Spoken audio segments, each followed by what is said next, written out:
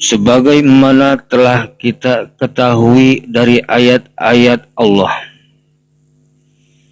bahwa di dalam hidup ini ada musuh di sekitar kita. Mereka tetap memusuhi dan memperdayakan anak dan cucu Adam dengan berbagai macam cara. Namun musuh yang kita hadapi kali ini adalah musuh yang sangat sulit kita perangi. Kenapa saya katakan musuh yang teramat sulit?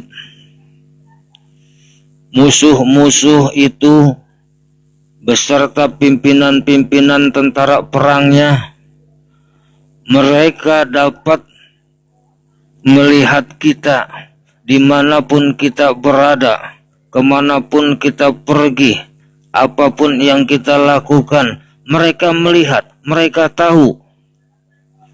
Akan tetapi kita tidak dapat melihat mereka. Kita tidak dapat mengetahui keberadaannya. Tapi Allah katakan mereka ada di sekitarmu dan bala tentara-tentaranya sudah siap untuk menggelincirkan kita. Itulah yang disebut iblis. Makanya Allah Subhanahu wa ta'ala memberikan suatu senjata juga. Apa senjatanya?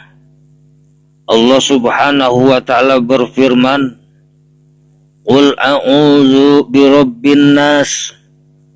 Katakanlah, hai Muhammad. Ini fi'il amr nih, perintah, asal kata qala yaqulu. Qul, katakanlah, a'udzu, aku berlindung birabbin nas, dengan Tuhannya manusia. Aku berlindung kepada Allah dengan pemelihara manusia. Aku berlindung kepada Allah dengan perawatnya manusia. Siapa itu? Allah Subhanahu wa ta'ala. Siapa itu? Malikin nas, rajanya manusia, penguasa manusia, pemilik manusia. Ilahin nas, sembahan manusia.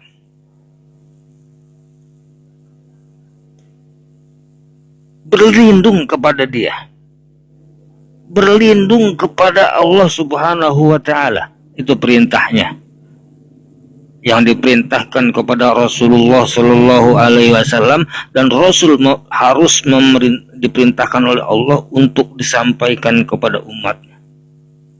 Berlindung kepada Tuhannya manusia.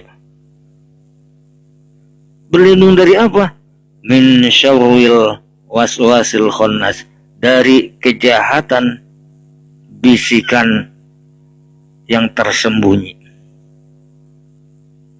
Ini sulitnya. Sudah bisikan, tersembunyi lagi. Tidak bisa untuk memintai pertolongan dari teman kita, dari sahabat kita, karena bisikan itu tersembunyi. Mampukah kita?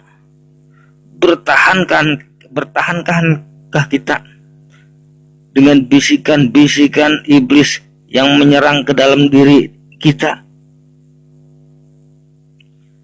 Kata Allah, mampu dengan cara berlindung kepadaku. Itu kata Allah, berlindung kepada Rabbul Alamin, berlindung kepada Rabbin Nas, yaitu yang disebut Allah Rabbin Nas, Tuhannya manusia.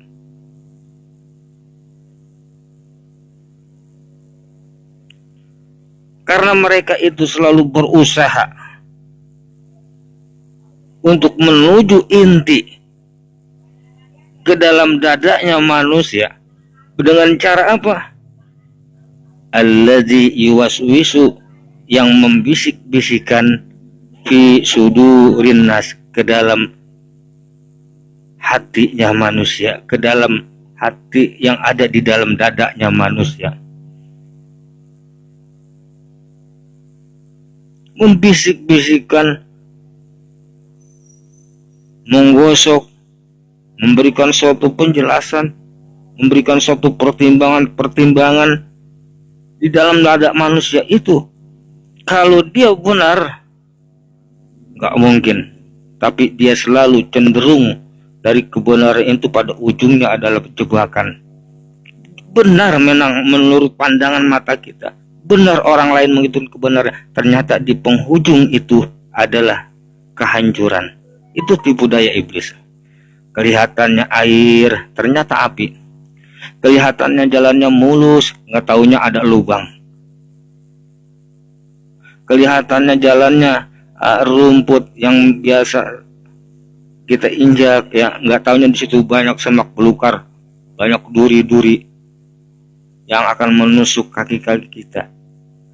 Itulah jebakan-jebakan iblis yang sengaja dibuat oleh para prajurit-prajuritnya. Tentara dan prajuritnya berusaha semaksimal mungkin untuk menjerumuskan anak cucu Adam.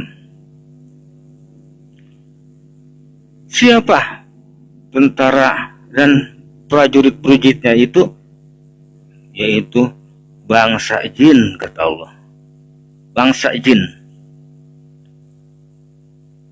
dan bangsa manusia. Kenapa ini ada dua, bangsa jin dan bangsa manusia? Karena jinnya itu sudah masuk ke dalam manusia. Kalau jin sudah masuk ke dalam diri manusia,